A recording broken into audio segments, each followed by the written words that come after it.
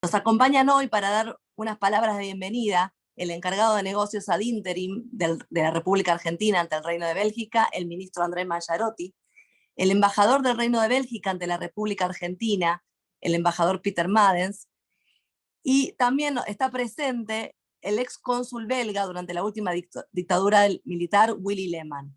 Lamentablemente estamos experimentando unos problemas técnicos y hasta ahora no tiene audio. Si logramos que se logre conectar el audio, va a dar también unas palabras de bienvenida. Esperemos que así sea. También quiero agradecer muy especialmente la presencia del embajador Greenspun, que estuvo al inicio de este proyecto, cuando era embajador ante el Reino de Bélgica. Muchísimas gracias, embajador, por estar con nosotros. Ahora sí podemos dar inicio a la conferencia. Encargado de negocios ad interim, ministro Andrés Mangiarotti, tiene la palabra. Gracias, Jessica. Buenas tardes a todos y a todas.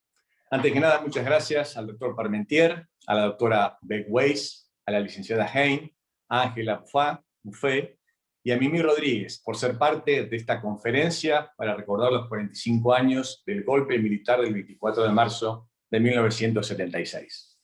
Gracias también al embajador Peter Madens por su participación y también al embajador Pablo Greenspun por la iniciativa y por el empuje que nos dio para hacer esta iniciativa. El 24 de marzo, en la Argentina, es el Día Nacional de la Memoria por la Verdad y la Justicia, una conmemoración que se inscribe dentro de una política de Estado, con el fin de construir colectivamente una jornada de reflexión y análisis crítico de la historia reciente argentina. Con esta conferencia, la intención es justamente eso, habilitar un espacio para recordar y reflexionar en torno a un acontecimiento histórico vinculado al terrorismo de Estado, con la presencia de personas que vivieron la dictadura argentina, de jóvenes nacidos en democracia y de personas de todo el mundo que quieren y pueden aportar a un debate que es necesario. Es un espacio también para poder hablar de medidas como justicia retroactiva, justicia transicional, reparación histórica, pero también de juicios históricos políticos, de terrorismo de Estado y de violaciones sistemáticas de los derechos humanos. En fin, no me voy a extender más, aprovechemos, este es un momento para hacer un ejercicio de memoria colectiva sobre la historia reciente de nuestro país y poder transmitirlo al mundo para que no vuelva a repetirse nunca más. Muchas gracias, adelante. Muchísimas gracias, ministro, por sus palabras de bienvenida. Ahora le cedemos la palabra al embajador Peter Madens. Muchas gracias. Y para mí, me escuchan, ¿verdad? Sí. Para mí, tengo que decir que es un orgullo poder contribuir a esta sesión, a esta reunión. Y como embajador, además de tener una compatriota destacado que puede jugar un papel importante en ese proceso. ¿Sabe? El mes de marzo es un mes donde se conmemora muchísimas cosas en el marco de derechos humanos. Tuvimos la semana pasada el Día Internacional de la Mujer, ayer o anteayer tuvimos el Día contra el Racismo y el 24 de marzo también en Argentina es un día muy, muy importante, no solamente históricamente, pero también en el marco del respeto a los derechos humanos. Todas las sociedades, todos los países tenemos en el mundo, tenemos eventos pasados que tenemos sobre los cuales suele reflexionar, pensar y más bien, sobre todo, sacar lecciones. Y no hay nada más importante que aceptar esa realidad. Algunos países sirven en este marco como ejemplos para los demás. Y Argentina es uno de ellos. El país ha vivido momentos complicados, claro, pero la manera en la cual trata de utilizar la experiencia por lo bueno es, como dije, ejemplar. Y lo que la UBA, junto con el profesor Parmentier, están desarrollando en ese proceso es sumamente importante. Como embajador o como embajada, pero más bien como ciudadano de un país democrático, diría hasta como ser humano. No tengo más que decir que muchas gracias y que sea útil esta sesión y sobre todo el proceso que estamos llevando a cabo. Muchas gracias. Muchísimas gracias, embajador. Muchísimas gracias por sus palabras y coincido que sí, que tanto Argentina, Bélgica y todos los países del mundo tenemos para aprender de las lecciones de la historia. Bueno, este es el momento en que yo iba a introducir al ex cónsul belga durante la dictadura militar, Willy Lehmann, que iba a compartir con nosotros su testimonio y su experiencia. Willy Lehmann tuvo un papel de gran apoyo a detenidos y desaparecidos y a ciudadanos belgas detenidos en ese momento. Y desde el momento uno mostró toda su predisposición para acompañar este evento y para contar su testimonio. Lamentablemente en este momento no le funciona el audio, pero si le llegara a funcionar en la próxima hora, le habilitaremos la palabra porque realmente consideramos que es una parte fundamental de esta conferencia. Lamentamos mucho, Willy, muchísimas gracias de todas maneras y estamos atentos a ver si se puede reparar el desperfecto. Ahora sí, permítanme presentarles a nuestro primer conferenciante de la jornada, el doctor Stéphane Parmentier. Parmentier es profesor de la Facultad de Derecho de la KU Leuven, coordinador de la línea de investigación sobre derechos humanos y justicia transicional en el Instituto de Criminología de Lovaina. Es secretario general de la Sociedad Internacional de Criminología desde 2010 y miembro del Consejo Asesor del Centro de Criminología de Oxford y del Centro Internacional para la Justicia Transicional, en Nueva York y Bruselas. Es editor general de la publicación Series on Transitional Justice de Intersentia Publishers. Doctor Parmentier, bienvenido, tiene la palabra. Mil gracias, Jessica. ¿Ustedes me escuchan? ¿Sí? Muy bien, gracias. Bueno, estimados colegas y amigos en Bélgica, Argentina y otros lugares del mundo, es un gran honor y un gran placer, naturalmente, de estar con ustedes hoy en día y dirigirme a ustedes para compartir algunas ideas y en el campo de la justicia transicional, o como se llama de vez en cuando, la justicia en transición también. Muchas gracias a los y las organizadores de la Embajada Argentina en Bruselas, en particularmente, por invitarme a ese excelente evento. En las últimas décadas, muchas sociedades han pasado de un régimen autoritario a nuevas formas de democracia, o de un conflicto violento y una guerra, quizás, a situaciones de paz. Y en ese contexto, los nuevos poseedores del poder se enfrentan inevitablemente a difíciles cuestiones sobre el legado del pasado. Por ejemplo, ¿cómo tratar a los autores de delitos graves del pasado? ¿Es mejor recordar los horrores del pasado o olvidarlos? ¿Es apropiado y posible enjuiciar penalmente y procesar a delincuentes más responsables? ¿Cómo se puede abordar y reparar el daño causado? ¿Y cuál es el margen para la adopción de decisiones independientes por parte de los países y los nuevos regímenes? La segunda mitad del siglo XX está llena de ejemplos de esos conflictos y de las cuestiones que de ellos se derivan, como la Segunda Guerra Mundial, por ejemplo, naturalmente, pero también el restablecimiento de la democracia en Francia, en España, en Grecia, Portugal y más tarde en la Argentina y en Chile, en el Cono Sur en general. Y también ejemplos como el periodo posterior a la caída del muro de Berlín, las guerras de los Balcanes, la Sudáfrica posterior al apartheid, la Ruanda posterior al genocidio. También los primeros 20 años del nuevo milenio han sido testigos de varios ejemplos como la primavera árabe, los acuerdos posteriores a la paz en Colombia y en Sudán Meridional. Incluso los conflictos violentos en curso en Afganistán, Irak y Siria se ocupan de las mismas cuestiones. Esos contextos y cuestiones anteriores están hoy en día subsumidos en el concepto general de la justicia transicional, o, como se llama de vez en cuando, la justicia de transición, la justicia en transición. Se puede discutir de las palabras y de los conceptos. Y esos conceptos se han lanzado rápidamente en la investigación y la formulación de políticas nacionales e internacionales. Entonces vamos a explorar en algunos minutos qué quiere decir esa palabra, ese concepto de justicia transicional. Por ejemplo, la definición del Centro Internacional para la Justicia Transicional en Nueva York y Bruselas también, que es uno de los principales centros de pensamiento en ese campo, define la justicia transicional como el conjunto de medidas judiciales y no judiciales que han sido implementadas por diferentes países con el fin de, primero, reparar los legados de abusos masivos de los derechos humanos. Estas medidas incluyen, primero, enjuiciamientos penales, comisiones de la verdad, programas de reparación y diversos tipos de reformas institucionales. Fin de citación.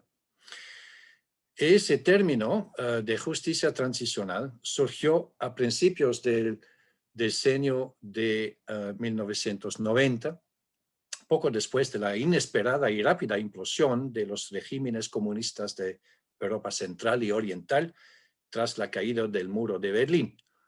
Y en los primeros años se centró en la tendencia mundial de las transiciones políticas de alejamiento de los autoritarismos y hacia la democratización.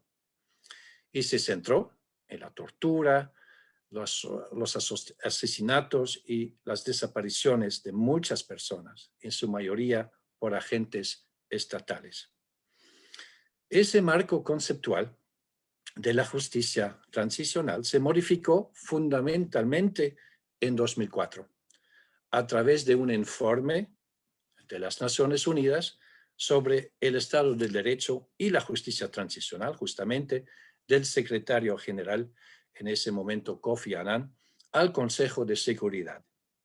En ese informe se consideraba que la justicia de transición o transicional era el conjunto de procesos y mecanismos asociados a los intentos de una sociedad de asumir un legado de abusos pasados en gran escala, a fin de garantizar, primero, la rendición de cuentas, segundo, servir a la justicia y tercero, lograr la reconciliación. Ese concepto fue confirmado en un informe posterior de 2011 y ha obtenido la condición de acervo, digamos, en el ámbito del derecho y de la práctica internacional. Naturalmente, es un concepto general, bastante teórico, y vamos en algunos minutos ver rápidamente cuáles son los principales pilares de esa justicia de transición o transicional en relación con los crímenes internacionales, como crímenes de guerra, crímenes de lesa humanidad y el genocidio. En primer lugar, quiero abordar a los procesos penales, porque esos procesos penales son de mayor importancia en casi todo país que ha sido confrontado con esos tipos de crímenes. Para, digamos, para lanzar una situación de punidad y no de impunidad. Y hay tres formas diferentes que en conjunto constituyen, digamos, una cascada de justicia que ha cambiado la política mundial. Sí, no solamente judicial y legal, pero también política en las últimas décadas. En la opinión de Catherine Sicken, que es profesora de la Universidad de Harvard en los Estados Unidos.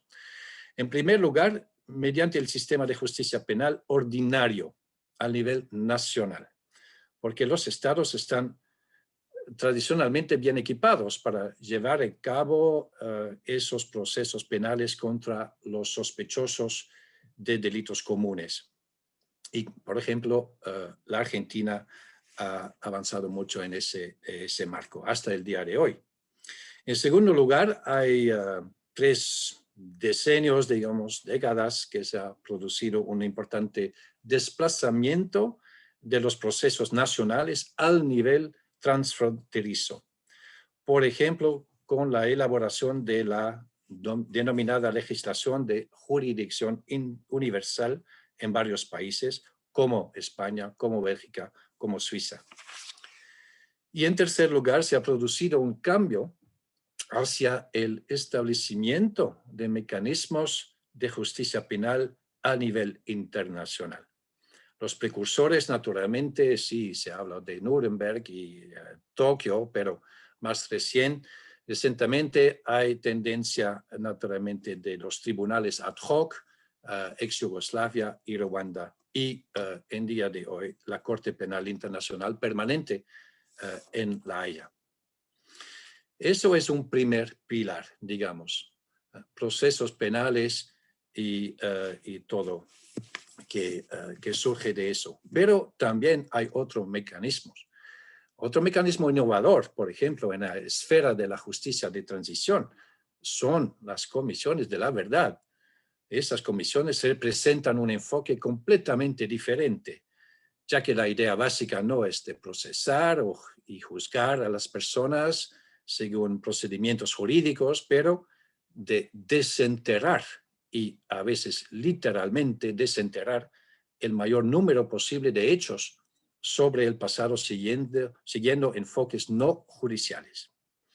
En ese sentido, contribuyen principalmente al derecho a saber de las víctimas y de la sociedad en general, así como a la justicia histórica, como se llama.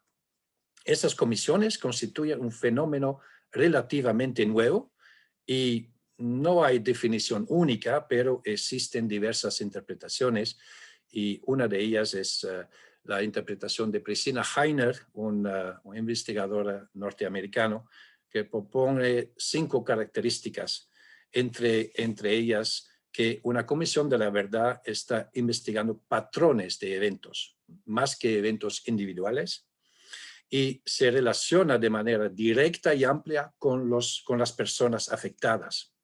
Y también recoge información sobre sus percepciones y necesidades, y también que da un apoyo a las facultades que le otorga el Estado, que está siendo investigado. Muy importante, y naturalmente también en la Argentina conocemos ese tipo de mecanismo como la Comisión de la Verdad, la Nunca Más Comisión. Pero también en Sudáfrica, en el Perú, en Marruecos, en Timor-Leste, hay comisiones de ese tipo. Es el segundo pilar. El tercer pilar es el pilar de las políticas de reparación para las víctimas. Un pilar, un mecanismo importante de esa misma justicia de transición, a proporcionar reparación a las víctimas por el daño que se les ha infligido. Y sí, es un desarrollo naturalmente gradualmente en el derecho internacional, como por ejemplo los tratados de derechos humanos comenzaron a incorporar ese derecho a la reparación. También el derecho penal internacional está en plena expansión en relación con esa forma de reparación antes de 2002 y después de 2002. Y en tercer lugar, los principios y directrices básicos de las Naciones Unidas.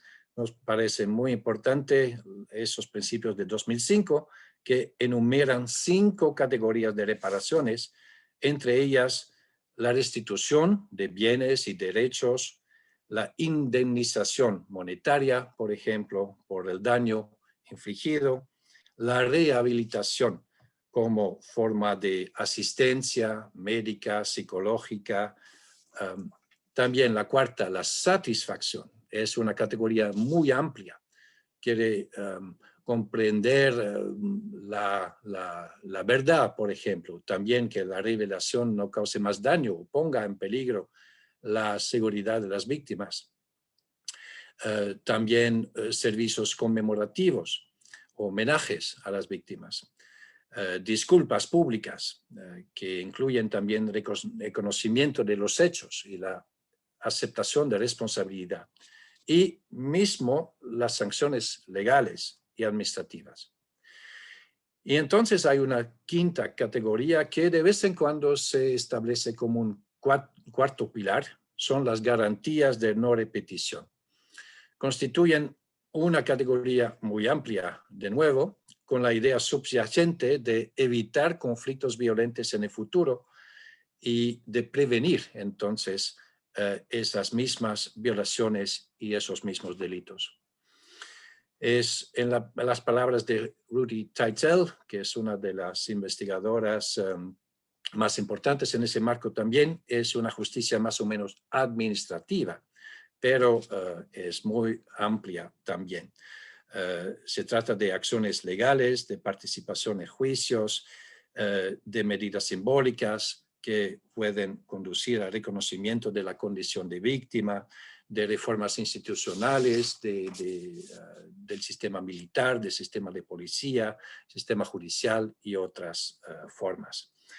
Y de vez en cuando, y tengo que decir que es un argentino que está lanzado esa idea, el relator especial en ese momento sobre la justicia transicional se llama Fabio Salvioli, ha lanzado esa idea de un quinto pilar de la justicia transicional. Es un pilar que se concentra en torno de la memoria. La memoria, la memorialización, los memoriales, los días de memoria, los eventos de memoria y otras. Entonces, esa pequeña idea de cuál es la justicia transicional, cuáles son sus mecanismos principales y, naturalmente, cuáles son naturalmente también sus desafíos en el mundo de hoy, no solamente en la Argentina, pero en todos los lugares del mundo que casi son confrontados y enfrentados a ese tipo de régimen de enfrentar su legado del pasado. Gracias por escuchar y buena continuación de esa sesión. Muchas gracias. Muchísimas gracias a usted, doctor Parmentier. Gracias por esta introducción a lo que es la justicia transicional, a cuáles son sus pilares y un poco a su referencia a algunos ejemplos a lo ancho del mundo. Ahora se va a referir al caso específico argentino, la doctora Beck Weiss. La doctora Beck Weiss es docente en UBA y Universidad Nacional de Quilmes, investigadora postdoctoral en Freie Universität Berlin y en el Max Planck Institute. Es autora de varios libros. Sus últimas publicaciones son Criminalization of Activism y Bienvenidos al Lawfare, escrito junto a Raúl Zaffaroni y Cristina Camaño. Doctora Beck, la escuchamos. Muchísimas gracias por la invitación, es un placer estar acá. Y bueno, muchísimas gracias también, Estefan, por haber introducido los 4 pilares, ya que se conecta perfectamente con las reflexiones que quería compartir con todos y todas. Bueno, en mi tiempo acá de los 2 lados del Ecuador, tengo el orgullo de decir que Argentina, efectivamente, como marcaba Estefan, es un modelo en el mundo, en términos de justicia transicional o justicia en transición y en estudios de la memoria. En estos 4 o 5 pilares que marcaba Estefan. Solo por nombrarles uno, en términos de justicia, la Argentina no solamente celebró el juicio de las juntas apenas terminada la dictadura, sino que después se enfrentó los tiempos de impunidad llevando adelante los juicios por plan sistemático de robo de bebés, que habían quedado fuera de las leyes de impunidad. Llevó adelante una iniciativa súper creativa que fueron los juicios de la verdad, cuando no se podían imponer penas a los imputados porque todavía regían las leyes de obediencia de vía y punto final. Se llevaron adelante estos juicios donde al menos se pudo garantizar que las víctimas conocieran la verdad de lo ocurrido y pudieran hacer el duelo. Además se acudió a la justicia universal, yendo a otros países del mundo donde había personas que estaban involucradas como víctimas en los delitos de la dictadura y se pudieron llevar juicios afuera cuando no era posible hacerlo en nuestro país. Se llevaron adelante juicios populares, como los realizados por la Asociación Madres de Plaza de Mayo, donde se pudo juzgar a responsables civiles, al menos en el terreno popular e informal de estos juicios. La Asociación Hijo llevó adelante scratches para dar cuenta de que cuando no hay justicia formal, de todos modos hay otras formas en las cuales se puede reconocer cuál fue la gravedad de los hechos de la dictadura. Y después de 30 años de impunidad, reanudamos los juicios en el 2005 y hoy seguimos adelante con un número realmente admirable de procesos en curso. Argentina no solamente llevó adelante estos 4 o 5 pilares, de los cuales con justicia solamente les di un ejemplo, sino que además lo llevó adelante sostenidamente en el tiempo, durante 45 años, Esto también es único en el mundo. Y continuamos avanzando, incluso en pandemia. El año pasado, el hecho de que estuviéramos todos y todas en casa no impidió que se llevara adelante el recordatorio el 24 de marzo, sino que se hizo en forma virtual, aprovechando los instrumentos de la tecnología, como lo estamos haciendo hoy. Y este año la creatividad vuelve al ruedo, cuando la Argentina va a celebrar este 24 de marzo plantando 30.000 árboles en reconocimiento de los detenidos desaparecidos y desaparecidas. Argentina también es un modelo porque pese a todas las dificultades económicas, sociales que sufrimos durante estos 45 años, seguimos sosteniendo el régimen democrático. Y lamentablemente no se puede decir esto como realidad en toda la región, ya que la Patria Grande ha sufrido muchos arrebatos a su estabilidad democrática. Argentina, por el contrario, ha logrado permanecer bien firme con el Estado de Derecho. Además, Argentina no deja de avanzar en la agenda de memoria, verdad y justicia.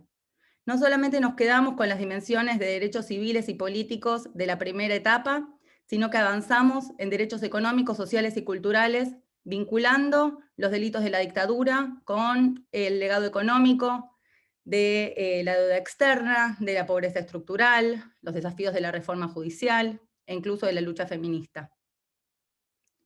Además de todo eso, Argentina también ha avanzado en incorporar dimensiones que en un primer momento estuvieron invisibilizadas, como puede ser los sufrimientos particulares que sufrieron las mujeres en los centros clandestinos de detención, que han salido a la luz en los últimos juicios, sobre todo teniendo en cuenta que los delitos sexuales pueden ser considerados como un delito independiente del tipo penal de torturas.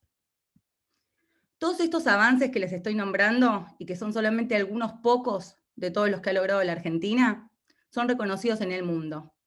Como marcaba Estefan, Ruti Teitel, que fue la persona que realmente creó este concepto de justicia transicional o lo nombró como tal, marca a Argentina como definitivamente el modelo a seguir en materia de justicia transicional. El relator especial de Naciones Unidas recurre una y otra vez a Argentina como ejemplo.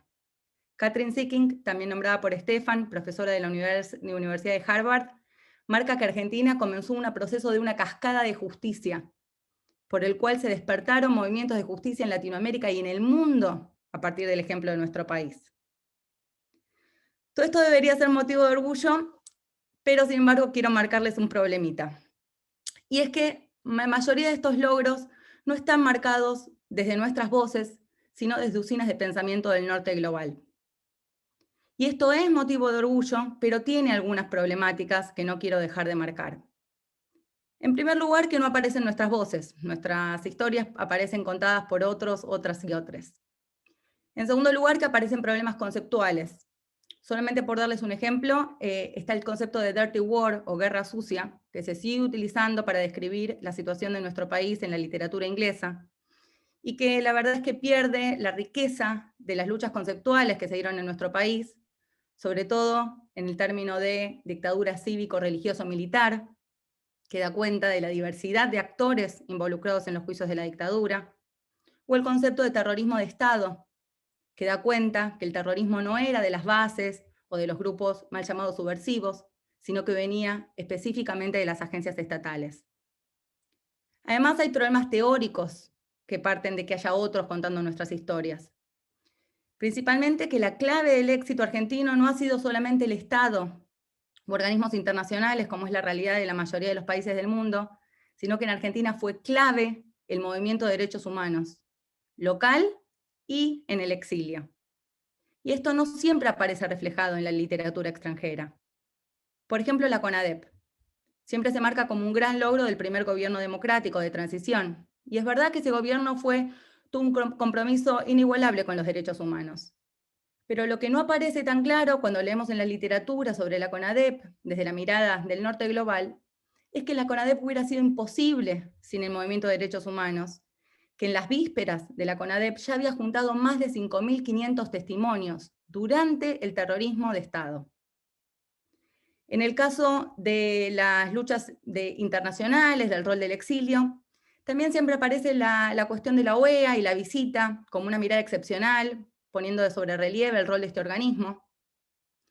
Pero la mirada desde afuera no da cuenta que la OEA, su visita y su reporte hubieran sido imposibles sin el rol del movimiento de derechos humanos en la Argentina y en el exterior.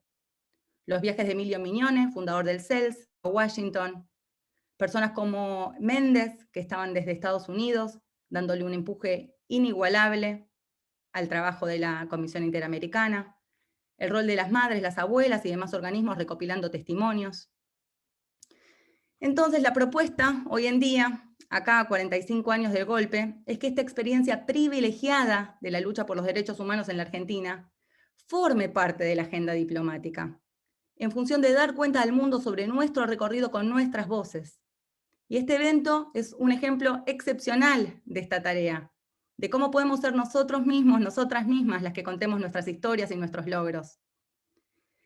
Bueno, dentro de esta tarea, obviamente, no tuvimos ahora el placer de escuchar a Willy Lehmann, pero es fundamental rescatar figuras y vínculos que hicieron posible que la diplomacia se convirtiera en un terreno de lucha contra la dictadura. Y esto necesitó de dos actores. Con uno sí vamos a contar en un futuro acá con Ángela presente, que es el rol de los exiliados, en este esfuerzo permanente por contactar y articular con diplomáticos y diplomáticas comprometidos con los derechos humanos. Les quiero leer brevemente una cita de Jorge Tayana, sobreviviente, que dice: la realidad es que si no nos mataron a todos los presos políticos, fue por la solidaridad internacional y la ayuda de nuestros familiares. También es relevante destacar el valioso papel de los exiliados. Detrás de cada carta que llegaba a alguien en el exterior, detrás de cada visita al país, había mucho trabajo organizativo y de denuncia. Un trabajo común de los del exilio y redes de solidaridad que difundían la verdad de lo que realmente estaba pasando en el país.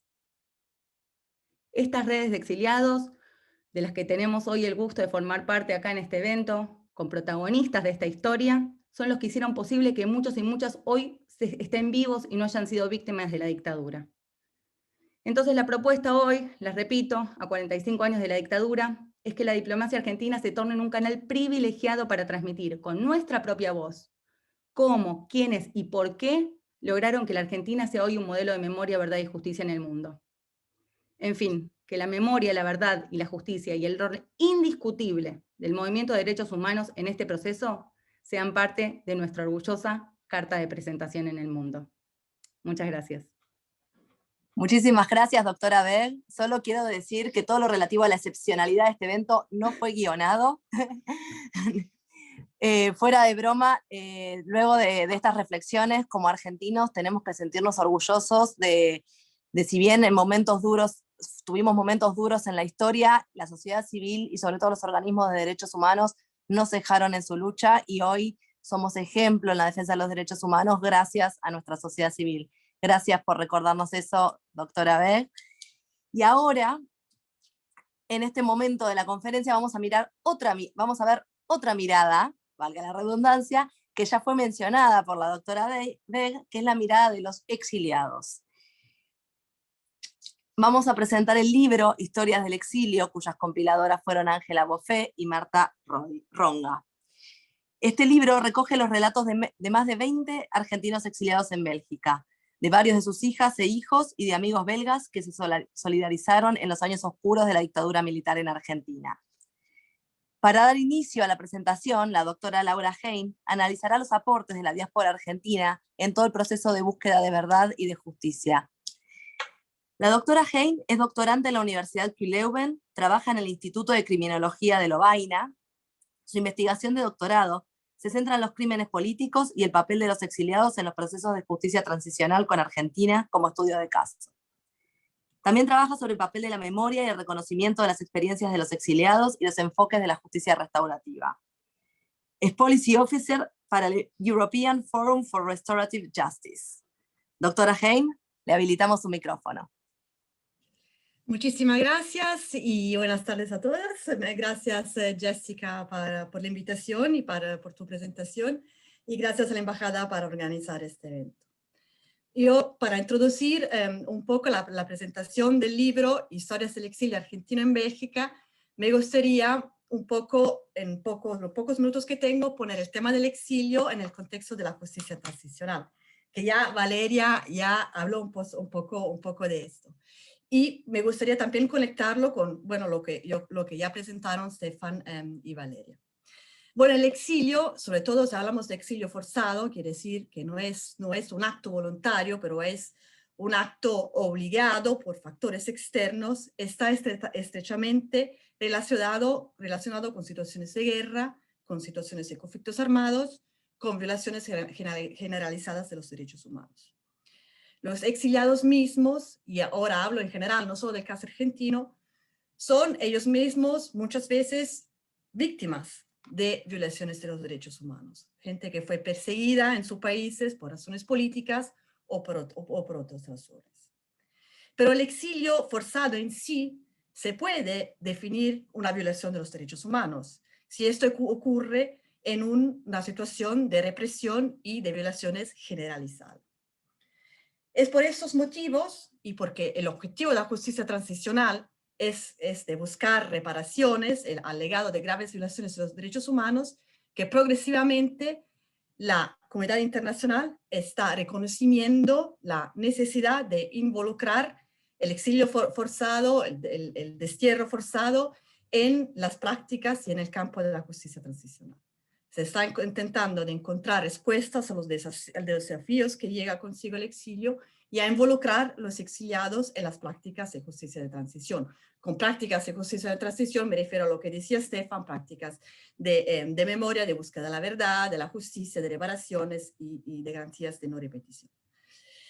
Pero no solo, también la justicia transicional está reconociendo, con justicia transicional entiendo las prácticas y las investigaciones alrededor de este campo, están intentando están también reconociendo el papel que los exiliados tuvieron y tienen en apoyar y a veces promover prácticas de justicia transicional. Y creo que Valeria un poco ya nos contó de esto. Tenemos muchísimos ejemplos en el mundo, no solo el caso argentino, pero también vamos de Haití a Zimbabue, a Irak, a Camboya, a Bosnia, Chile, Argentina. Tenemos muchísimos casos donde los exiliados o la diáspora, también se llama así más en el mundo anglófono, promovieron y realmente se movilizaron en promover y apoyar estrategias de justicia de transición.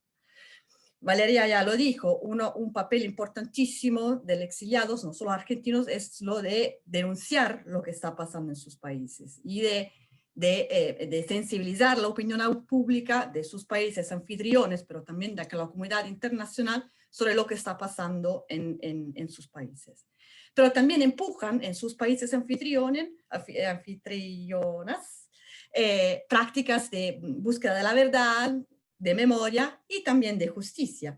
Y también eso, lo que también acordaba Valeria, no solo en el caso, ahora sí hablando del caso argentino, pero también el caso chileno, de los diáspora de Camboya, de Ruanda, tuvieron un papel muy, muy, muy importante en apoyar y en promover la justicia en sus países de exilio, quiere decir, en juicios penales en contra de perpetradores de sus países, países de origen, basados casi siempre en el principio de la justicia universal, de lo que estaba hablando Stefan. Y eso, por ejemplo, el exilio argentino tuvo un papel absolutamente fundamental.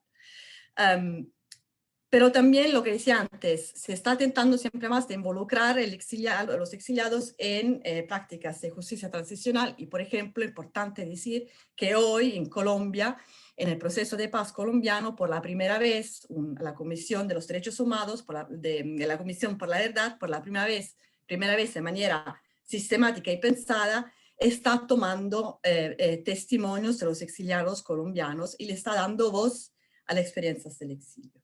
Y eso es lo que me gustaría destacar hoy, porque ahora sí, hablando del exilio, hablando de Argentina, hay exiliados que se están movilizando y se están organizando, y me viene, por ejemplo, una organización que se llama Hijos e Hijas del Exilio, que es una organización que comprende la segunda generación del exilio, que también me parece un tema muy importante, que se está movilizando ya desde años, para que el Estado argentino reconozca el exilio como una violación de los derechos humanos, que se reconozcan de consecuencia las reparaciones al exilio, que se reconozca el papel de los exiliados en lo que fue la justicia de transición argentina, en la lucha para la verdad y la justicia, que se reconozca que el exilio, como dije muy bien Valeria, hacen parte de los actores de ese movimiento de derechos humanos que realmente fueron los actores claves en todo lo que fue la lucha de justicia, memoria y verdad en Argentina.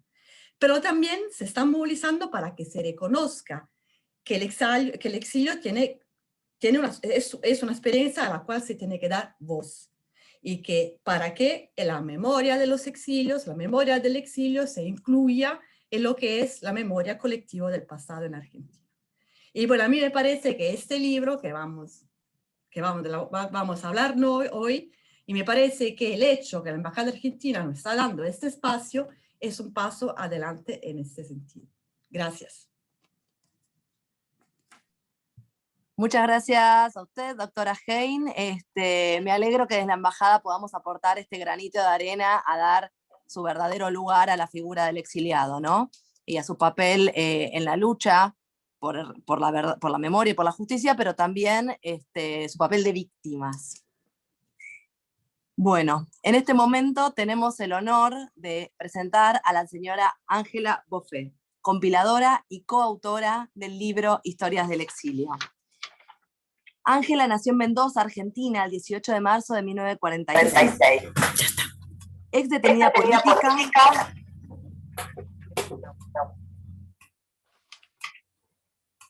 ¿Me escuchan bien? Sí. Ex detenida política entre 1977 y 1981 en las cárceles de Mendoza y Villa Devoto. Exiliada desde 1981 en Bélgica, donde ha trabajado como coordinadora sociocultural, miembro del Comité Argentino de Solidaridad de la Asociación Sociocultural Uruguay-Argentina. Estimada Ángela Boffé, la invitamos a tomar la palabra.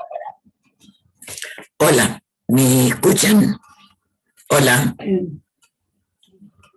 Ahora te van a hacer escuchar. Hola. Sí, te escuchamos perfectamente. Perfecto, muy bien. Buenas tardes a todos. Y gracias por tu presentación. Y gracias a todos los participantes. Bueno, yo soy una de las coautoras, recopiladoras del libro Historias de Exilio, que surgió de un encuentro de ex exiliados en Bélgica que se realizó en la ciudad de Rosario en 2011. Allí surgió la idea de cómo plasmar lo que fue nuestra memoria como exiliados. Y fue una tarea ardua, lenta. Lanzamos una convocatoria muy amplia y de a poco llegó el material que comenzamos a organizar y a organizar. En esto trabajamos con Marta Ronga y contamos con el apoyo de muchos compañeros que no se atrevieron a escribir, pero que colaboraron buscando fotos, rastreando nuestra memoria, porque es cierto que nunca nos paramos a hablar de lo que pasaba, de lo que nos pasaba. Fue un fenómeno muy particular.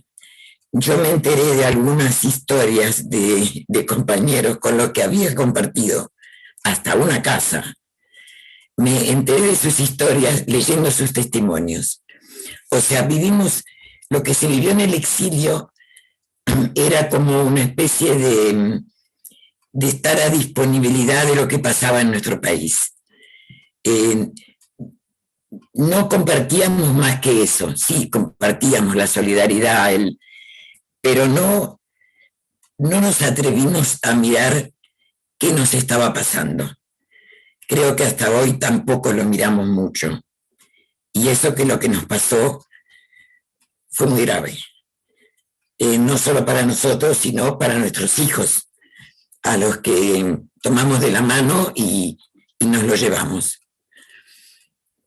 La figura del exilio es complicada. Está estigmatizada. El exiliado es el que se fue, es al que no le pasó nada, el que se salvó. Hasta hoy, y cuesta mucho. Quizá en los testimonios ustedes pueden ver, leyendo el libro, los compañeros que han regresado, cuáles fueron sus dificultades volviendo al país como exiliados. Es una figura complicada, sin tener en cuenta también otros exilios como el interno, que felizmente está siendo reconocido. Volviendo al libro, el libro está compuesto de 23 relatos de compañeros exiliados, de amigos belgas, de hijos también, y de semblanzas de los compañeros con los que compartimos el exilio, pero fallecieron en este exilio. Es curioso, si vemos un poco, visualizamos el mapa argentino y vemos de dónde vienen los testimonios, vemos que van desde Salta hasta Neuquén, desde Mendoza hasta Buenos Aires. O sea que nos da una idea de la amplitud de la represión. También es muy variado el contenido y nos da fe de la distinta procedencia social, ideológica y política del exilio. Nosotros tuvimos la suerte, el privilegio, o bueno, quizá el resultado de un trabajo amplio de poder consolidar un comité de solidaridad que fue justamente amplio, donde no dábamos cuenta de nuestras militancias anteriores, posteriores o actuales, sino que nos abocamos nos pusimos al servicio de los organismos de derechos humanos en Argentina. El libro da cuenta también de la solidaridad belga, que para muchos de nosotros empezó en las cárceles, cuando fuimos por unas razones, otras en mi caso fue por mi ascendencia belga, en otro fue porque Bélgica atribuyó las visas. Desde la cárcel contamos con la visita de la diplomacia belga en la persona de Willy, que lamento que no pueda comunicarse, es una persona central, sería una persona central hoy. Willy Lehmann nos apoyó, nos visitó, apoyó a nuestros familiares, acompañó, nos puso en el avión con nuestros hijos. Quisiera rendirle un homenaje particular. Luego nos tocó la solidaridad aquí, cómo Bélgica organizó la acogida, cómo nos permitió desarrollarnos, nos dejó un espacio. Hubo países que polarizaron a los refugiados, los repartieron en distintos puntos e hicieron mucho más difícil la organización. Nosotros contamos con el privilegio de que hasta nos animaron a organizarnos, y fue lo que permitió en gran medida apoyarnos tanto, constituir la familia de reemplazo y poder llevar adelante una tarea. En fin, ¿qué más le puedo decir del libro? Que fue presentado, no todo lo que quisiéramos porque somos pocos y nos estamos yendo. Fue presentado, declarado de interés público por el Parlamento de Santa Fe, fue presentado y declarado de interés público por las universidades de La Plata, de San Luis, del Comahue, y no quisiera olvidarme ninguna. Quisiera también agradecerle al embajador Madden por su acogida cuando presentamos el libro en la embajada belga en Buenos Aires.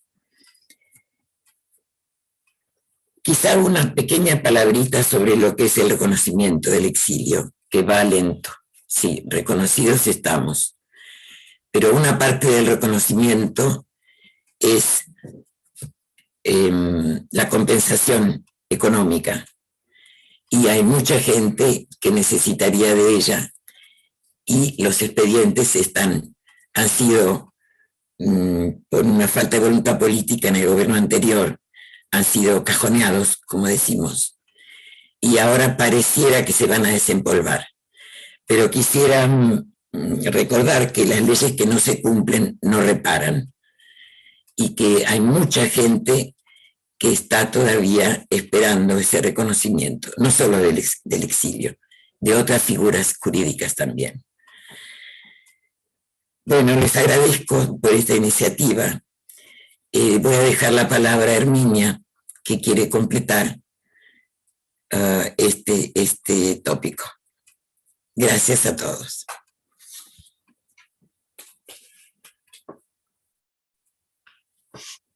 Corto. Gracias a usted, señora Ángela Boffé, por compartir su testimonio, por resaltar la figura del exiliado. Creo que hizo mención a algo que es muy común, que es la culpa del sobreviviente. Y bueno, son distintas experiencias y hay que resaltar el papel de víctima también, y también la diferencia entre un reconocimiento legal y un reconocimiento efectivo. Quiero aclarar que nos parece que el micrófono de Willy Lehmann estaría funcionando. Vamos a intentar después de la exposición de Herminia que intente hablar. Además, Willy Lehmann, además de su enorme labor, gracias a su enorme labor durante los años más oscuros de nuestra historia, fue condecorado incluso por esta embajada, por toda la ayuda a los ciudadanos que se encontraban en problemas. Así que bueno, coincido, es fundamental, es parte esencial de esta conferencia su testimonio, así que luego de la exposición de Herminia vamos a intentar que pueda hablar. Bueno, como ya adelanté, es el turno, contamos con la presencia de otra coautora del libro de historias del exilio, Herminia Rodríguez Llorente. La señora Rodríguez Llorente trabajó en el Hospital Arriarán de Santiago de Chile. Es exiliada política en Bélgica, donde ejerció hasta hace poco como pediatra en el Hospital Saint-Pierre de Bruselas.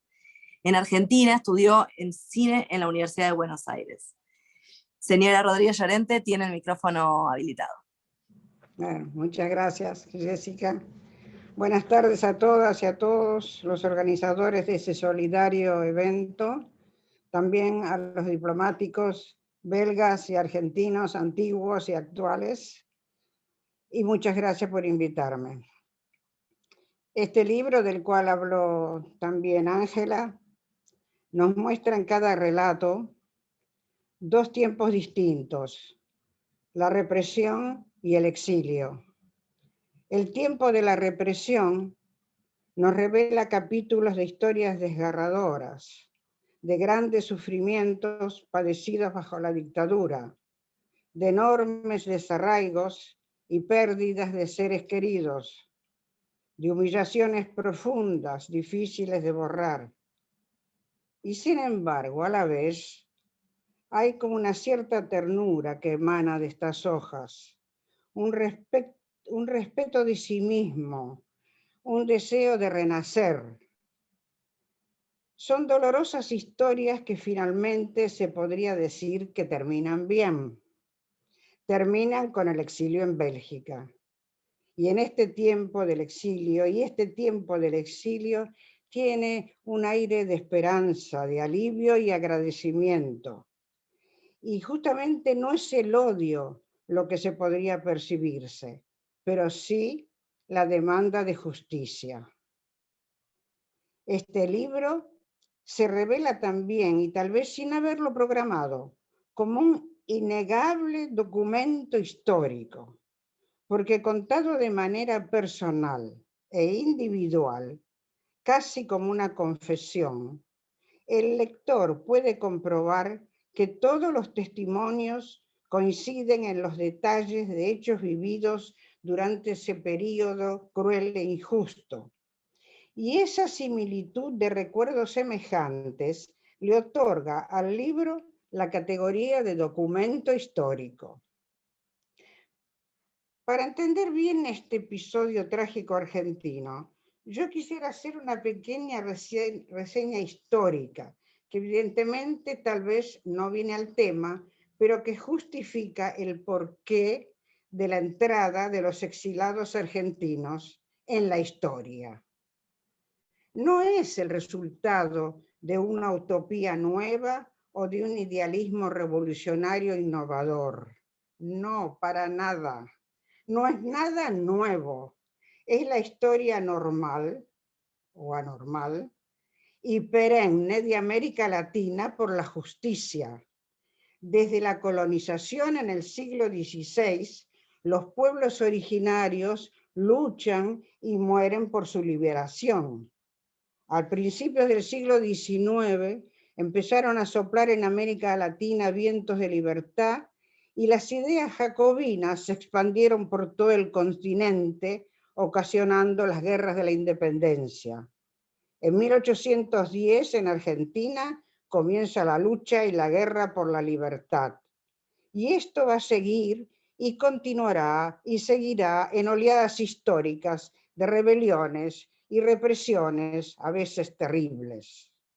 Luchas obreras interminables, protestas populares ahogadas, presidentes elegidos por el pueblo derrocados tranquilamente por golpes de Estado.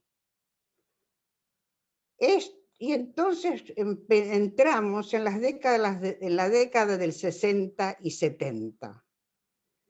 En ese momento irrumpen en América Latina movimientos que exigen justicia social, fin de la pobreza, nacionalización de las riquezas naturales y de la economía, rechazo a la política hegemónica de los países ricos y de las multinacionales. Y ahí se alinean en Argentina toda una generación, o yo diría 2 generaciones de militantes de diferentes tendencias y partidos, de diferentes clases sociales, de diferentes religiones y filosofías. Los que tuvieron más suerte se exilaron. Exilio, obligado o elegido. ¿Con qué emoción se recibe la noticia? Usted tiene visa para Bélgica. Al menos es mi vivencia cuando recibí esta noticia, estando refugiada en la Embajada de Bélgica en Santiago de Chile. El exilio no ha sido igual para todos. Los exilios tienen sus particularidades, pero nadie podría negar la protección otorgada por Bélgica y que esta solidaridad fue organizada e impuesta por políticos belgas, dirigentes sindicales, escritores, artistas, periodistas y simplemente compañeras y compañeros belgas humanistas y progresistas llenos de fervor democrático que nos mostraron su fraternidad. Para todos ellos, nuestro agradecimiento, y específicamente aquí el señor Lehmann. Y yo personalmente quiero agradecer a todos los diplomáticos belgas que no están aquí, que en el año 73 nos acogieron a mí y a mi familia en la Embajada de Bélgica en Santiago de Chile. Este reconocimiento a Bélgica emana también de las páginas de este libro. Y de esta manera, este momento solidario se inscribe en la historia de Europa. Antes de terminar, permítame un momento para rendir homenaje a una de nuestras compañeras, la doctora Ana María Masramón, médica argentina, hematóloga chaqueña, refugiada política en Bélgica desde 1978, que falleció el 2 de abril de 2020 en el Hospital d'Ixelles a consecuencia del coronavirus. Desde su llegada, Ani llevó a cabo una acción permanente por los derechos humanos en Argentina. Trabajó en mantener la cadena solidaria con los presos políticos y desaparecidos. Apoyó siempre a las madres y abuelas de Plaza de Mayo en su combate por la justicia y tejió con ellas una gran amistad. Fue presidenta del Comité Argentino de Solidaridad y estuvo al frente de la Asociación Cultural Uruguayo-Argentina. En su casa se alojaron madres y abuelas de Plaza de Mayo, entre ellas Estela Carlotto, también Pérez Esquivel, Mignone y otras personalidades del ámbito de los derechos humanos. Murió en la soledad de los momentos más terribles de la pandemia. Pero te recordaremos siempre, Ani. Estarás siempre presente. He dicho. Muchísimas gracias por traer el recuerdo de estas historias, de estas heroínas, en este caso de Ani. Muchas gracias también por remarcar la solidaridad de la diplomacia y del pueblo belga. De eso se trata, de resaltar que en todo momento hubo casos de solidaridad entre pueblos, y es importante recordarlo en estos momentos que también son difíciles en el mundo, ¿no? En estos momentos de pandemia y de coronavirus. Recordar esos ejemplos de ayuda mutua y de solidaridad. Me quedo con la ternura que mencionaste, que no es odio, es ternura lo que mueve a los exiliados, a las exiliadas, a las abuelas, a las madres, a toda la sociedad argentina que fue víctima de la dictadura. Y es esa fuerza la que logra hoy la demanda, la justicia y la memoria, que estemos, por ejemplo, haciendo esta exposición. Dicho esto, vamos a intentar ver si puede hablar el ex cónsul belga Willy Lehmann. Willy Lehmann, si quiere intentar hablar.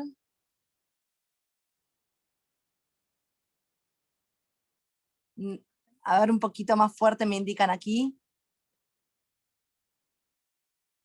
Bueno, lamentablemente no se superaron estos problemas técnicos, pero bueno, espero que pronto el COVID y la pandemia sean cosas del pasado y que podamos reunirnos, vernos cara a cara y hablar y tener esta conferencia en vivo y en directo, porque la memoria se construye día a día y por supuesto vamos a colaborar para que se siga construyendo en los próximos años.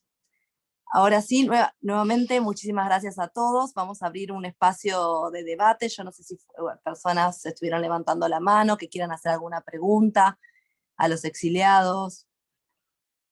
Hay que utilizar la herramienta levantar la mano que ofrece la aplicación Zoom. Se encuentra debajo de la pantalla, en el ángulo inferior derecho.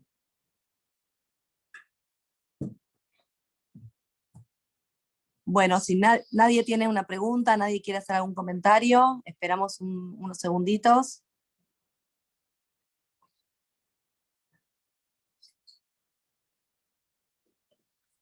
Bueno, entonces, bueno, bueno, ya estoy viendo algunas preguntas donde se puede conseguir el libro, si se quieren contactar con Herminia, con Ángela, la página Hijos e Hijas del Exilio para contactarse, si no se pueden contactar con nosotros y con gusto los contactamos. Quisiera hacer una última referencia a la campaña de este año de Plantemos Memoria. Efectivamente, este año la consigna de abuelas y madres de Plaza de Mayo es plantar un árbol por la memoria. La Embajada Argentina ante la Unión Europea se unió a esta campaña el día de hoy, plantando un árbol en la residencia del embajador Greenspoon, en The FAC, así que convocamos a todos los que quieran seguir construyendo memoria y colaborando con la campaña a plantar su árbol, a compartirnos en nuestras redes y en las redes de la Embajada Argentina ante la Unión Europea. Estefan, te habilitamos el micrófono. Gracias, Jessica y todos los colegas. Fue muy interesante hasta ese momento de escucharles y de ver cómo ese tema es muy viviente. Es muy vivo ese tema de justicia, naturalmente, post-transición a la democracia en la Argentina, en otros países. Tengo una pregunta para las señoras Ángela y Herminia. Se habla muchas veces en tiempos recientes en la Argentina de la posibilidad de reparar el exilio como violación independiente de los derechos humanos, no solamente como una consecuencia de la persecución en su país, pero también como una experiencia autónoma con muchas dificultades, como se ha dicho por ustedes. Y ¿tienen ustedes algunas ideas sobre ese reconocimiento legislativo en su país de origen, sobre la posibilidad que sea reconocido su exilio como violación independiente de los derechos humanos? Creo que Laura también tiene algunas ideas sobre ese tema, porque está estudiando ese tema del punto de vista del exilio, de las comunidades diásporas en varios países del mundo. ¿Qué es su opinión, qué es sus ideas sobre ese tema? Gracias. Ángela, tenés habilitado el micrófono, tendrías que aceptar en la pantalla. Sí, ¿me oyes? Personalmente no tengo clara la noción. Siempre vinculamos el exilio como resultado de una alarma, de una persecución. No entiendo bien cómo es esta figura del exilio independiente. Creo que no sería exilio en ese caso. Si alguien se va de un país porque sin una razón basada en una violación a sus derechos, me parece que no lo sé. Tendríamos que buscar un poquito. Quizá alguien más tenga una reflexión al respecto. No puedo trabajar, hija.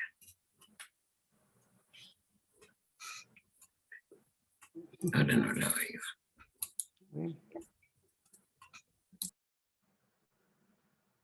¿Sí? ¿Te puedo hablar?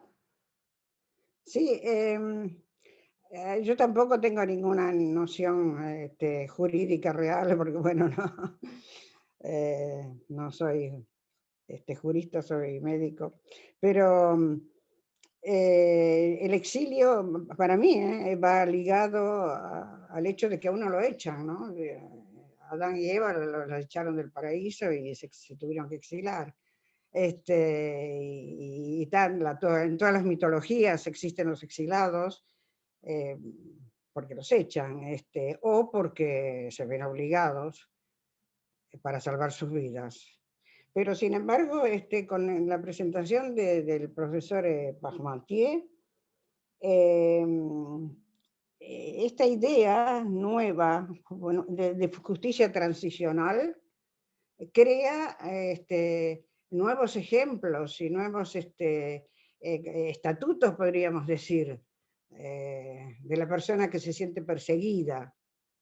No sé si dentro de eso podría incluirse una nueva idea de un exilio debido, por ejemplo, al acosamiento, pero de todas maneras hay siempre un elemento de persecución.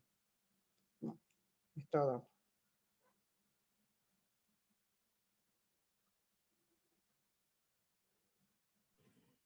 Muchas gracias por la respuesta. Quisiera darle la palabra al embajador Grinspoon y bueno, reiterar que él es quien estuvo en el inicio de todo este proyecto.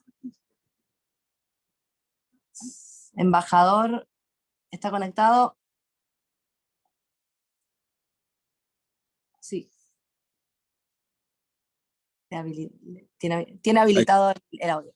Perfecto. Bueno, gracias Jessica. En realidad quería solamente mandar un saludo, felicitarlos, felicitar a Andrés, felicitarte a vos y sobre todo las excelentes exposiciones en el seminario de hoy, muy interesante todas. Efectivamente, en el pasado, cuando era embajador ante el Reino, hemos trabajado en este proyecto, que incluso la idea era hacerlo el año pasado y no se pudo por la pandemia, y también Ángela y Mimi saben que en su momento a mí me hubiese gustado mucho presentar el libro que finalmente hoy se presenta en el marco de la embajada, pero bueno, eran otros tiempos, así que realmente celebro que se haya podido llevar a cabo y decirles que para la embajada ante la Unión Europea, en la cual estoy ahora, y para la embajada ante el Reino de Bélgica y Luxemburgo. La política de memoria, verdad y justicia es fundamental, su difusión, su trabajo.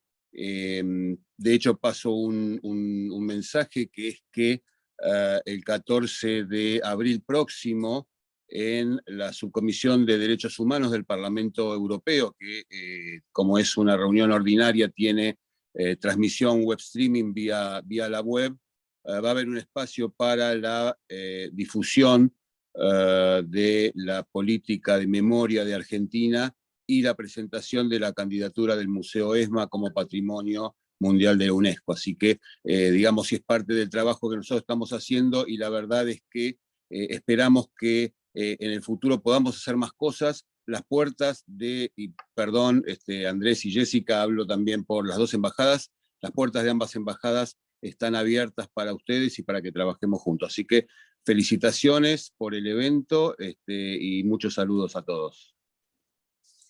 Muchas gracias, embajador, y claro que sí, el espíritu es ese, de colaboración, y las puertas y reitero la invitación, las puertas de ambas embajadas están abiertas. Bueno, creo que nos queda pendiente la doctora Hein, que quiere hacer una intervención. Laura, tenés habilitado el micrófono. Gracias, Jessica. Solo para retomar un poco la pregunta que hacía Stefan sobre el tema del exilio, si es una violación independiente de los derechos humanos. Solo para comentarlos que creo que Ángela también lo dijo, hay una ley de reparaciones al exilio que está pendiente en el Congreso argentino ya desde los finales de los años 90, y que todavía no se adopta, y que está fundada sobre el reconocimiento del exilio como una violación de los derechos humanos e independiente. Pero hay ya desde muchos años muchos tribunales, y también la Corte Suprema Argentina, que declaró, reconoció y sentenció, digamos, el reconocimiento de reparaciones monetarias a algunos casos específicos del exilio, sobre la base que el exilio es una violación de los derechos humanos, independiente, una violación independiente de los derechos humanos. Y bueno, hay bastantes casos de tribunales que reconocieron esto. Claro, la cuestión es que es un reconocimiento del singolo caso del exiliado que se tiene que ir al proceso judicial para tener ese reconocimiento. No hay todavía reconocimiento colectivo, digamos, y político, que sería si el Congreso adoptaría la ley de reparaciones, porque eso comprendería todos los exiliados. Último comentario sobre eso, hay también una sentencia de la Corte Suprema, de un tribunal, no sé si es de la Corte Suprema, pero que reconoce las reparaciones al exilio a la segunda generación. A dos hijas del exilio se reconoció las reparaciones económicas, porque reconocido como una violación de los derechos humanos. Gracias, Laura, por la aclaración y por la explicación del estado de este reconocimiento hoy en la Argentina, prueba de que todavía hay mucho para hacer. Voy a tomar un comentario de Javier De Luca, que sugiere tomar un testimonio de Willy Lehmann y después compartirlo.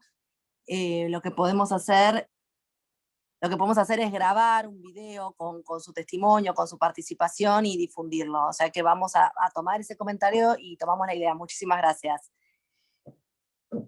Bueno, ahora sí, ¿alguien quiere decir alguna palabra de cierre? Bueno, me queda simplemente agradecer nuevamente a todos por su presencia. Sin ustedes, la construcción de la memoria y este evento en sí no sería posible. Y antes de despedirnos, quisiera mencionar que próximamente vamos a lanzar la campaña por el derecho a la identidad 2021, para seguir buscando a los nietos y nietas de las abuelas que están desaparecidos. Vamos a tratar de enfocarnos en el exterior, que muchos seguramente están en el exterior, hablan otros idiomas, quizás no saben que tienen una relación con Argentina, así que desde el Estado, que una vez violó derechos, Estamos intentando encontrar a los nietos y mañana se lanza la campaña para la búsqueda de nietos y nietas. Nuevamente, muchísimas gracias a todos, a los expositores, a los participantes, y espero que este sea el comienzo de una larga serie de actividades. Hasta luego y hasta la próxima.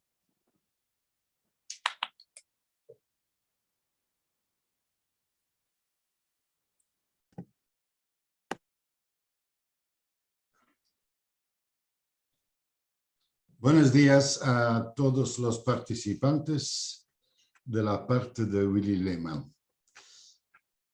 En 1978, el embajador belga D'Hondt fue enviado en una misión a Argentina para sentir un poco lo que estaba pasando en cuestión de violación de derechos humanos.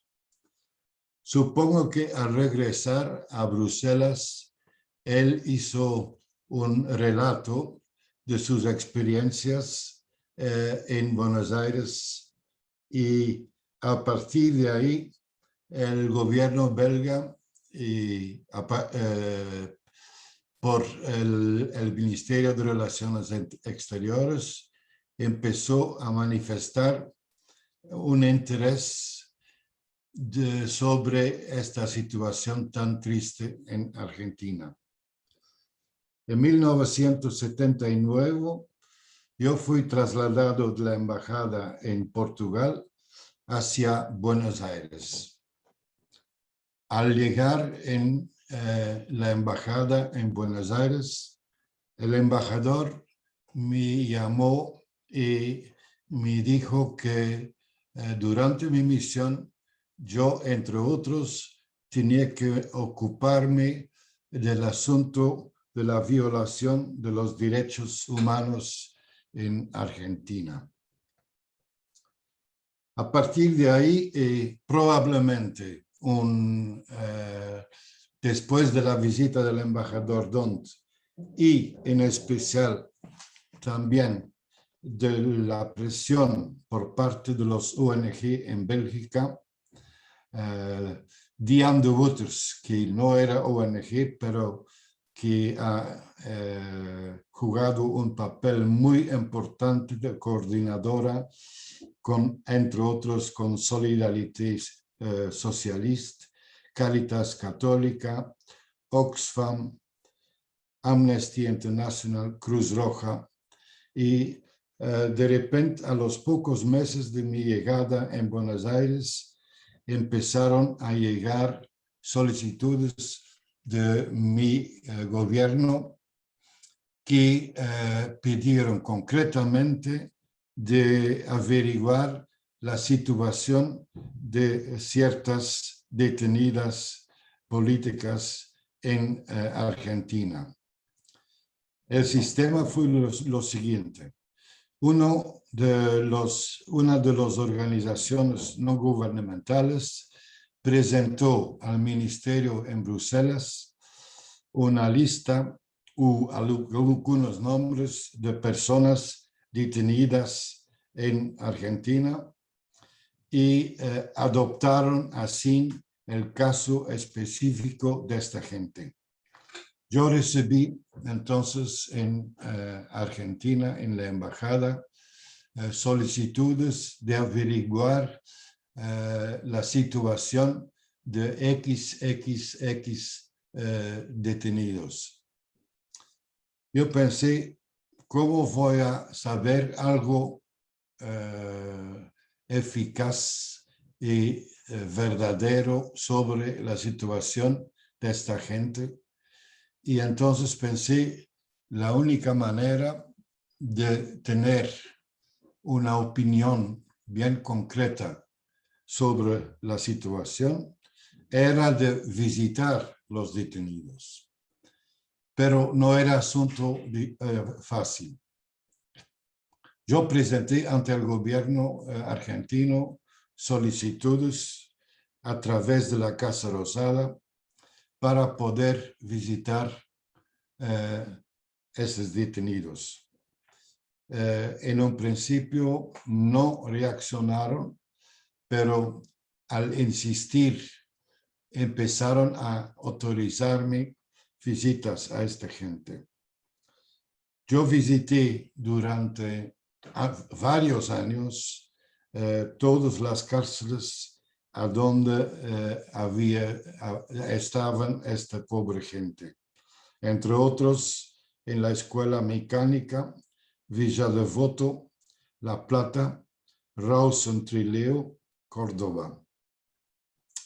Cuando yo visité estas cárceles para entrevistarme con las personas o la persona, tuve que pedir de antemano una visita en un día bien concreto y ellos fijaron una hora a donde tenía que presentarme en la cárcel. Era realmente una experiencia emotiva para mí escuchar el testimonio de estas personas sobre las condiciones en las cuales se encontraban detenidos y al regresar de mis visitas que se alargaron durante años, yo mandé un escrito al ministerio con comentarios sobre mis impresiones, el resultado de la entrevista con los detenidos y después lo mandé al ministerio en Bruselas. En Argentina existía una posibilidad de transmitir visas de aquellos detenidos que se acompañan al derecho constitucional para abandonar el país. Entonces, en base de esta posibilidad y al recibir la luz verde del ministerio en Bruselas, yo solicité el derecho de otorgar un visado para ser acogido en Bélgica. No siempre fue fácil. Yo tenía que insistir y reclamar una contestación, pero al final, poco a poco, logré la salida de varias personas. Durante todos los años que me ocupé de este tema tan triste, decenas y decenas de personas pudieron acogerse a este visado y salir de Argentina hacia Bélgica. El escenario de la salida en un principio era muy rígido, en el sentido de que yo recibí en un momento, el pasaporte de la persona en cuestión.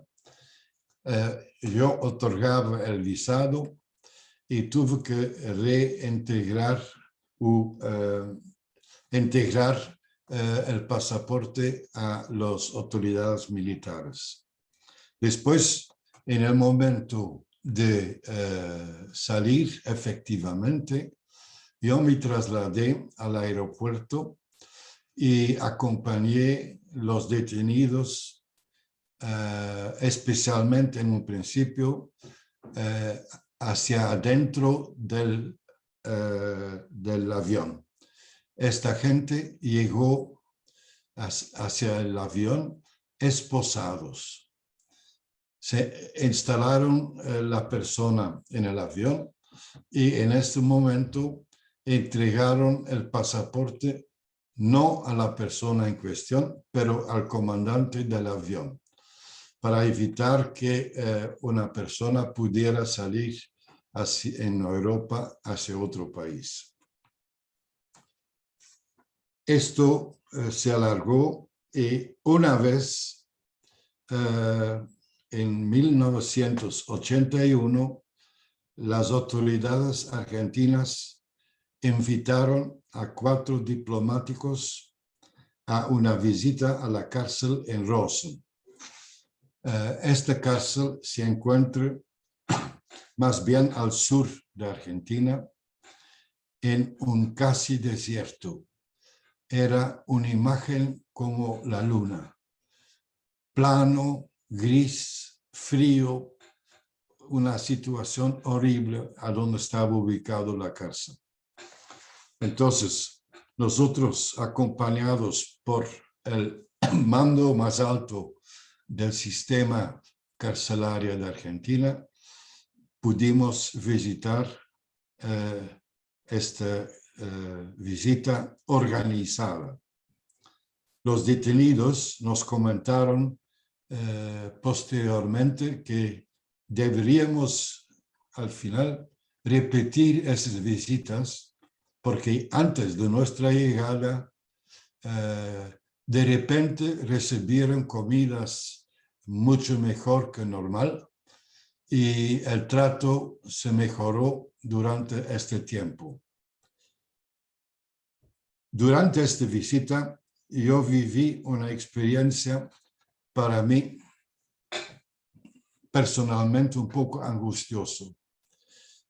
En un momento estaba hablando con una detenida, una señora, y ella me dijo, tengo aquí una carta y hay que sacarlo de la cárcel y enviarla a las Naciones Unidas.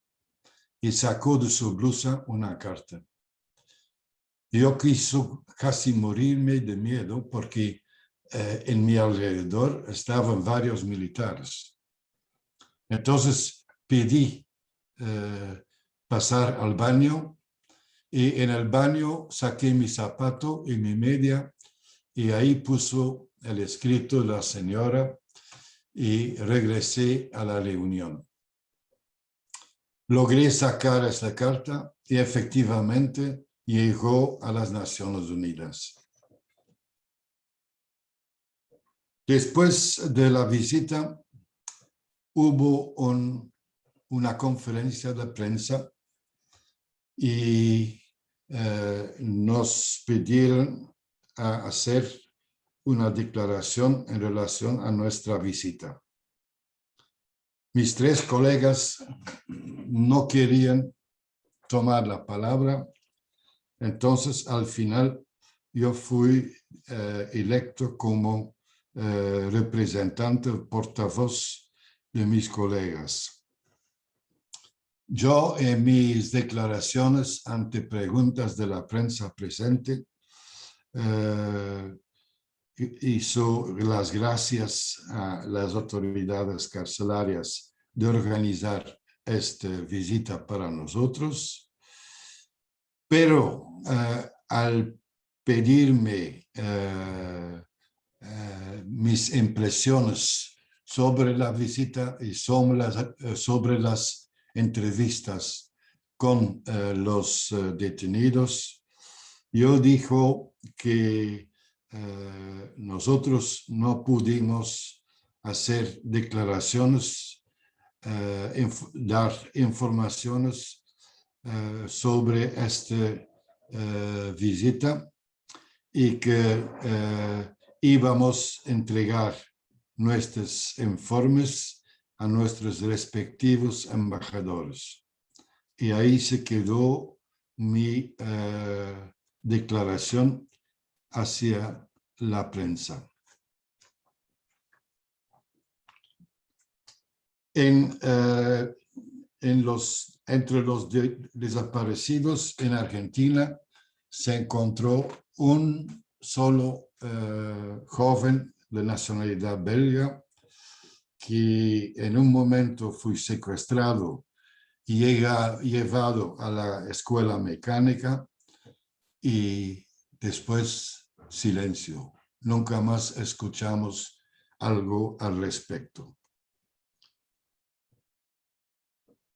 Durante mi estancia yo continuaba siempre en contacto con la gente que se interesaban en la defensa de los derechos humanos y también con la organización de las Madres de Plaza de Mayo.